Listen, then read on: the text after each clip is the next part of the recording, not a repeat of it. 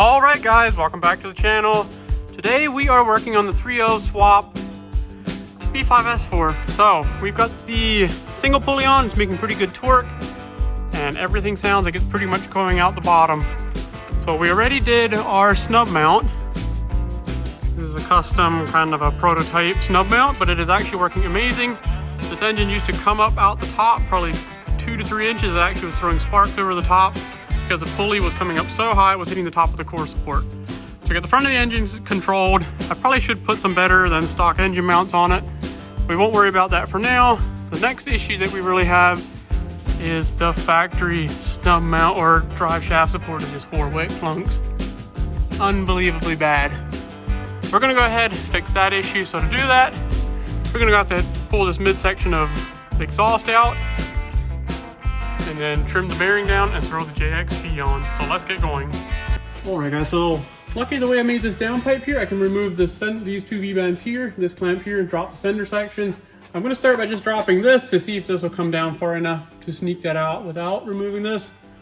Or maybe I won't. Maybe I'll just do it right off the get-go.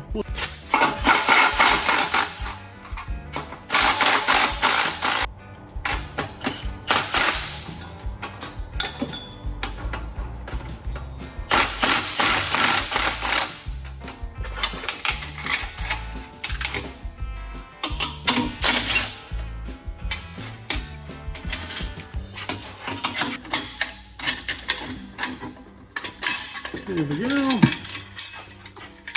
This section is out. So now that gives us access to the carrier support bearing there. So now we're going to go ahead.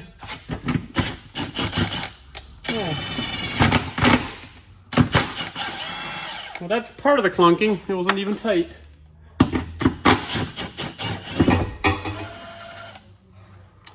So this is the same basic principle way it gets done on pretty much any Audi chassis. You just got this very nasty, flexible, you can see it kind of tearing on the sides there, rubber diameter. Works great for stock, smooth, no jolts driving, but when you're doing the kind of dumb stuff we are, you want this thing tight. Because basically what it does is it massively changes the angle of your drive shaft and puts even more stress on our rear diff, which is already very stressed out. Nothing much we can do about that. We're going to continue driving the way we do, but we want to try to give it as good of a shot as possible to survive. So yeah, you can kind of see all the cracks, nasty stuff there. So we're going to get you guys set up. So we're going to go ahead, trim this rubber off, cut the carrier so we can tear it out of there and get the new one installed. At this point, I'm going to put on my safety squints and cut this one off.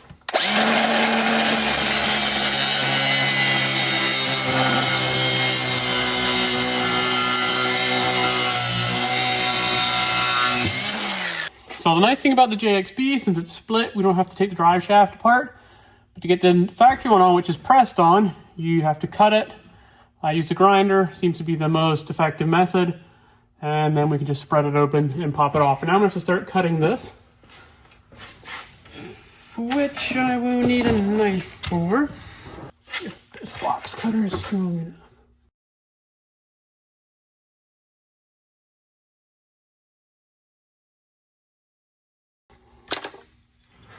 Just tear it off.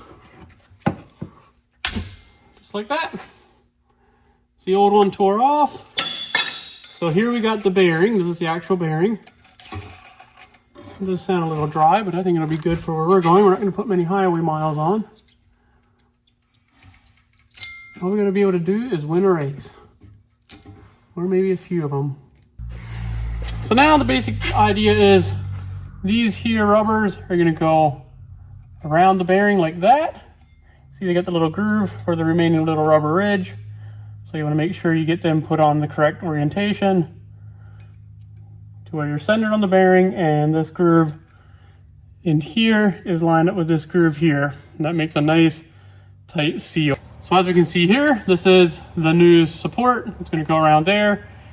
We got, actually bolt turn from the back, 6mm Allens. I'm going to go get my long Allen keys. We can get in there, split this, bolt it on, throw it up in there, and then we're going to be ready to go see if this thing feels a little bit tighter in control. All right, so we're going to go ahead. What you want to do, slide the rubber into the top half. I'm gonna go ahead, snap that over the top. Take this half. Oh, I did it backwards, I believe. We want the writing to the front. Maybe it doesn't even matter. I guess technically it doesn't matter. As long as our insert is the same. So insert grooves are in the correct orientation.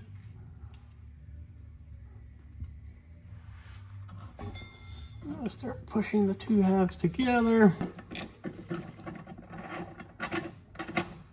So I like starting these bolts by hand to make sure that they don't cross thread because they are going into aluminum. And you most definitely can really mess that up. Stainless steel bolts in aluminum.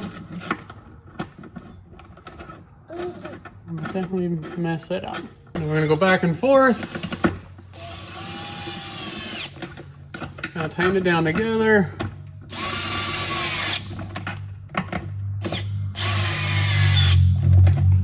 Pull it down evenly. So then we're gonna wait to fully torque it until we actually have the little inserts on. So then we get these, which are the little rubber isolator bushings. So this is what the bottom's gonna look like. Bolt, washer, stepped rubber on the top. Bolt's gonna go right through there, and that's gonna seat right in there, which is then gonna go and bolt right up in like that. Repeat that on this one here. Again, we got the bolt, the washer, the stepped rubber, and then stepped rubber on the top here. And these are what give you the dampening between the chassis and the drive shaft. Now these are a step bolt, so the bolt is actually going to bottom out. Now the torque specs for these are just right. Or in other words, Guten tight. Just make sure you don't strip them. That's all I can say.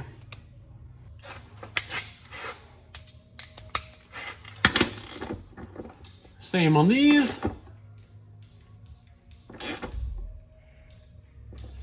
Guten tight. Does it every time.